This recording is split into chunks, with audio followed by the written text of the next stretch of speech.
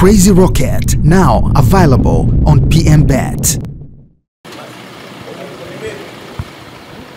Kutoka katika uwanja wa Benjamin Mkapa, viongozi wanaendelea kuwasili hapa katika uwanja huu kwa ajili ya mkutano maalum wa serikali pamoja na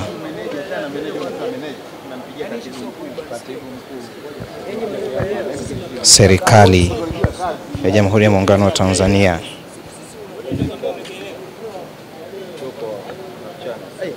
Kiongozi ambaye amewasili hapa kwa hivi sasa ni Almasi Kasongo, ambaye ni mwenyekiti wa bodi ya ligi, akiwa yuko hapa akiwa anaingia ndani. Naona umefika mapema kabisa kwenye kikao. Matarajio yako kwenye kikao hichi ni yapi? Sio Munir, vipi? Kwema? Haya, asante. Shukrani. Kwa uchache, matarajio yako kwenye kikao hichi yapoje?